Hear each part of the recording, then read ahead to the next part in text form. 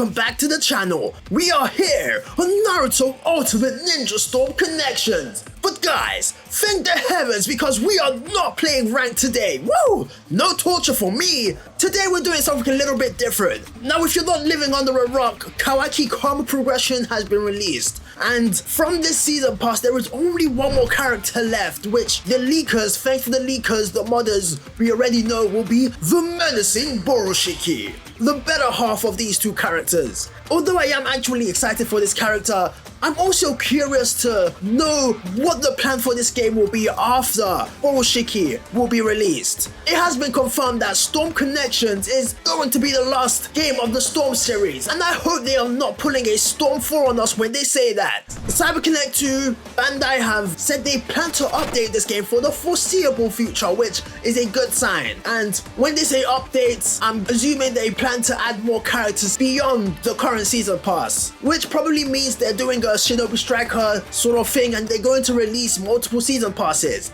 Now, all of that yapping aside, what I want to do in this video is talk about characters, ninjas, that I would love to see in this game. And let's get straight into it. Now the first character is most definitely probably one of the most obvious ones, and that is Code Otsutsuki. With the way they're adding all the Otsutsukis in the game, they're adding Karma Boruto, they added Karma Kawaki, Barrier Mode Naruto, these guys have no issue with bringing Boruto characters into the game. I feel that Code is another character from the Boruto era who would be a good fit, a popular fit in this game. I was honestly hoping this guy would be in the first season pass because I even made a short about wanting this character in the game. Well, unfortunately he's not. What I am sort of not sure about is how they would make Code in this game, because as we all know, Code does have a white karma, and he has shown a lot of things within the anime. However, there is a lot he hasn't shown within the anime and just the manga. So I'm thinking if they were to put Code in the game, they probably won't be able to put his full unleashed form. His moveset would probably be centralized around his claw teleportations and claw markings, his Wolverine style sort of attacks. For example, you just saw that first combo. This combo is pretty much what I expect Code to be like if he's ever put in this game. He's going to have most of his moveset revolve around his little claw markings, his claw techniques, and I can't lie, that looked very sexy on this man. That cutscene looked sensational, and CyberConnect 2, put this man in the game now! That was his down combo, by the way. This is what his up combo looks like, which is more clawing, and I like it a lot. And then his air combo, would you look at that? More claws, more scratch cats attacks. There is still a lot that can be done. Now these combos do look very basic, but there is a lot that can still be done with Code even if he has not shown his full potential unleashed within the anime. He also has the teleportation with the claw techniques, which is another thing this Code does have. So this is a really good representation for what can be made with this character. Like maybe they can do something as give him some sort of attack that debuffs his opponent. For example, if he claw marks Kawaki right now, Kawaki is slowed down for a period of time and Code can teleport to him whenever he wants. That is just an idea. Sounds overpowered, but hey, that's how these things form. That's how they come together. His jutsu is more clawing, more claws around the area, more claws within his vicinity, scratching the f out of this Kawaki dry-lipped motherfucker.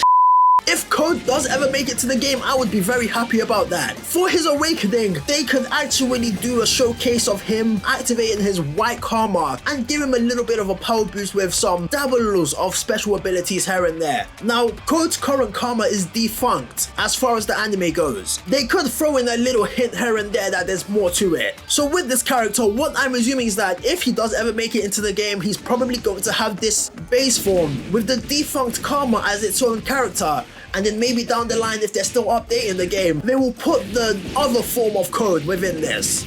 Also, I apologize if anybody's being spoiled by what I'm saying. It's sort of hard to talk about Code and not saying these things. Anyways, that's enough about this red-haired man. Let's move on to the next character. Now, some people may not agree with me on this, but another character who I would like to see make it to this game is Deepa. Now, if you don't know, Deepa is an anime-only character who I believe was the 7th member of the Kara. If we're ranking all the arcs within the Boruto series, his is definitely not the worst out of all of them. I mean, there is nothing as bad as the Funato arc. That arc is, ooh, little sidetracked, but the Funato arc actually made me drop the anime. I did not watch Boruto for a long ass time simply because of how I hated that arc.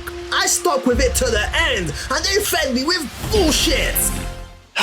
Back to what I was talking about. Yes, Deepa. Now Deepa's ability is more sort of a carbon fiber, sort of carbon steel attacks. He also had an indestructible defense. No, let's not say indestructible. His defense was very, very good. He could coat himself in his carbon steel. He made an armor out of it, basically. So with Deepa, he is a complete character. There shouldn't be any struggle with making a character with this because he has shown everything he can. And what he did show was quite a lot, if I might say so myself. As you can see here, they actually made this Deepa a ranged character. If Deepa was to ever make it into the game and he was a ranged character, I would not be mad because it has been a while since we've gotten a new ranged character within this game. Subscribe to me if I'm wrong, but I'm pretty sure the last ranged character we actually got was from Naruto Storm Revolution. This is pretty much what his moves can revolve around. His carbon steel, his carbon attacks, everything just carbon black, along with his carbon steel techniques. They can mix in pretty much a lot of melee with it. They can make him a close range character if they don't want to make him a range character. He's pretty much a man of steel. He's made of steel. So with this character, there's actually more than one route to go with. And let me guys show you something. This is just a little detail that I liked in this ultimate jutsu.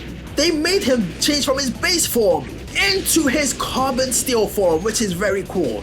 I like that a lot. And speaking of his carbon steel form, his awakening is pretty much set up. Whenever Deepa goes awakening, they can have him in this carbon steel ultimate form. It's pretty much just right there on the plate.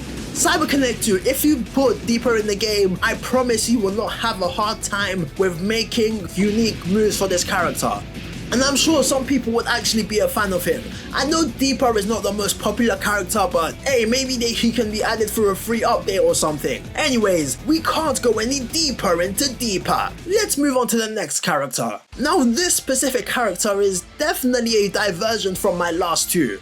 I sort of got the idea for this from the fact that within the first season pass, they for some reason threw Kurenai in there. So you know what? If Cyber Connect 2 ever do make a second season pass, I would love to see Guren feature within that. Guren is a non-canon character. She has Kekkei Genkai that is very unique to her, and because of that, she's become a very popular request among the Naruto Storm players. Now with Guren, I'm gonna be real. Maybe my mind is just not in the creative mode right now, but I'm feeling as though it would be a bit hard to create a moveset from her. I would really like to know what they could do for her that would seem unique. You know what? Let's go have a look at her Narutopedia page. So her jutsu, she has Crystal Release, which we all know, and presumably Earth Release. Now these are the names of all the jutsu that she used in the anime. So she does actually have quite a bit. Crystal Release, Crystal Lance, which looks very Killer Kill-ish. You know what? This could be an actual thing that they could use for Guren in the game. Maybe one of her charged jutsus could be this jutsu specifically, where she just whips out a long-ass crystal sword and attacks her opponent with this thing that covers a large radius. Let's look at another one. Crystal Release, Jade, Crystal Blade. Oh my god, an advert! Okay, now this does look pretty cool. However, the moment I saw it, I just got reminded of Kawaki's little blade thing that he has on his arm. Crystal Needle Scattering Destruction. I mean, this could also be one of her jutsus that they give her. A jutsu that sort of fires an attack but at the same time protects her. It's sort of like an offensive heavenly palm rotation. Enough of this, let's get back to the character. If Guren does make it into the game, I would really want her moves to be very unique. Anyways, I think I'm gonna end the video here because I've already said 3 characters and I'm pretty sure I've been yapping for a long ass time. I can feel it in my throat. That sounded a bit weird, but yeah, these 3 characters are within my top 10 of ninjas I would love to see make it into Naruto Storm Connections if Cyber Connect 2 do follow through with their word and constantly update this game. Hope you guys enjoyed the video. Don't forget to leave a like if you did, and also feel free to comment down what character you would love to see in this game. But for now, I shall ride off into the sunset with Guren.